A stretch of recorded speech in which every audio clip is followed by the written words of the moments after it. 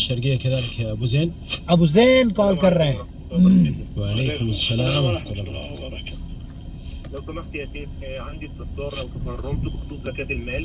انا العام الماضي حسبت زكاة المال الخاصة بي، وعندما نويت ان انا اقوم باخراجها حبيت ان انا اخرجها على كذا مصدر من مصادر الزكاة، فقمت باخراج نصها والنص الاخر لظروف ما، وطبعا ده كان تقصير مني ما اخرجتهوش. وطبعا عدى الوقت وانا حاليا اول حاجة ندمان على الموضوع ده، وحابب ان انا اخرج النص الثاني للزكاة بتاعتي. فسؤالي هنا لحضرتك يا فندم، هل انا اخرجها بسعر الذهب وقت اخراجها ولا بسعر الذهب حاليا؟ لان بيبقى في تغيير في السعر، سعر مختلف كل شويه. وهل المال عندك ذهب؟ الان لا، الان ما فيش. انا الان لم اكمل النصاب لهذا الحول، ولكن للحول الماضي العام الماضي كان مكتمل. العام الماضي تخرجه بقيمته في ذلك الوقت، لأنها زكاة العام الماضي. ज़कात के बारे में पूछा जा रहा है. उसने पिछले साल की ज़कात नहीं दी थी सोने की, या उसके पास जो पैसा है वो किस हिसाब से देगा? तो शेख फरमाने कि जो आपका पिछला माल था ना, क्योंकि इस वक्त तो आप साहिब निसाब नहीं है, उसी हिसाब से देंगे.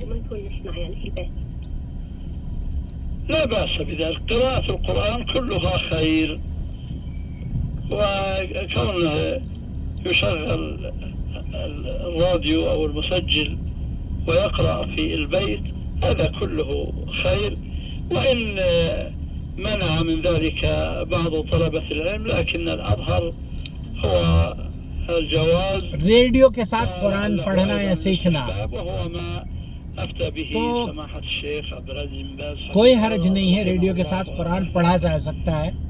शेख इब्न बाज का यही फतवा है. شكرا لك يا أميرة، الله يعطيك العافية. أميرة थी. مع الاتصال. عندك سؤال ثاني يا أميرة؟ تفضلي. بالنسبة للشركات اللي نعطيها مبالغ بحيث تعتمر عن شخص متوفي، فيها شيء هذه ولا عادي؟ المهم الشخص الذي سيقوم بالحج، النائب، حج بدل يتثبت من فوت شدة صلاحيته، وما ينبغي أن يترك الأمر لشركات. لكن إذا كانت الشركة القانون عليها محل ثقة فإن شاء الله. बहुत सारे लोग हैं जो कि लोगों से हज बदल के पैसे लेते हैं. शेख कह रहे कोई हर्ज नहीं, पैसे देकर हज बदल करवाया जा هل सकता تحرير है. الصائم وسحب 4 براويز دم يفطر؟ أنا نويت أصوم. هذا سؤال الأول. بالنسبة لسحب الدم هذه مسألة محل اجتهاد، وهي ترجع إلى مسألة الحجامة. هل الحجامة تفطر الصائم أو لا تفطر؟ هذه مسألة خلافية، والخلاف فيها مشهور. إذا كان الدم كثيرا हिजामा करवाने से क्या रोजा टूट जाता है? बेहतर यह है कि अगर आप शक और शुबे में हैं तो रोजा दोबारा रखें. أشهد الله نحبك في الله يا شيخ. حبك الله الذي أحببتنا فيه.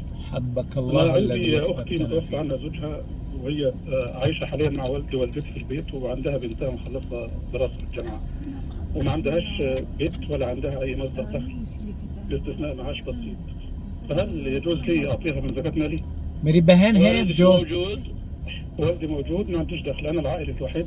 نعم تعطيها من زكاة مالي. बहन को ज़कात दी जा सकती है अगर वो फकीर है, मोहताज है, उसके घर भी नहीं है, बच्चे पढ़ते हैं स्कूल में. من زكاتك لأجل النفقة.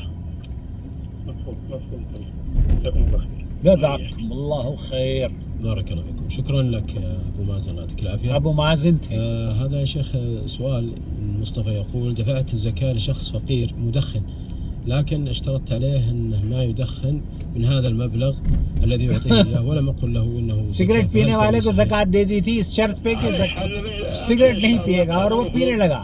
بالخير وترشده إليه. आपने एक अच्छा काम किया था, लेकिन जो काम वो गुनाह वो कर रहा है उसी का वो ही उसका जवाब معنا है. رياض سعيد. السلام عليكم ورحمة الله. وعليكم السلام ورحمة الله. سؤال يا شيخ، الله يبارك فيك، توفى زميلنا غفر الله له. جزاك الله خير، وعنده بنت و4 أخوان أشقاء وعنده 5 أخوان من أبوه، هل مستحقاته البنت فقط أم الأخوان؟ ऑफिस में कोलीग का इंतकाल हुआ तो उसकी जो ग्रेजुएटी या उसके हुकूक हैं वो किन को दिए जाएंगे? هناك ورثة إلا البنت والإخوة، فالبنت لها النصف والباقي للإخوة الأشقاء، والإخوة لأب يسقطون، هم محجوبون بالأشقاء. جزاك الله خير يا شيخ. बेटी को उसके मिलेगा नुस, वो जो है احسن لكم شيخنا بارك الله उसका فيكم. हिस्सा, معنا من رياض عبد लेकिन الهادي. बाकी जो हिस्से हैं वो उसके نعم. भाइयों को إيه، تفضل मिलेंगे عبد الهادي. الله يزيد فضلك. और चाचाओं को تفضل. कह रहे हैं कि الله يزيد साकित فضلك. हो بس जाए. في سؤال بس للشيخ. تفضل الشيخ اسمع. انا مولود الان في الرياض، أيوة.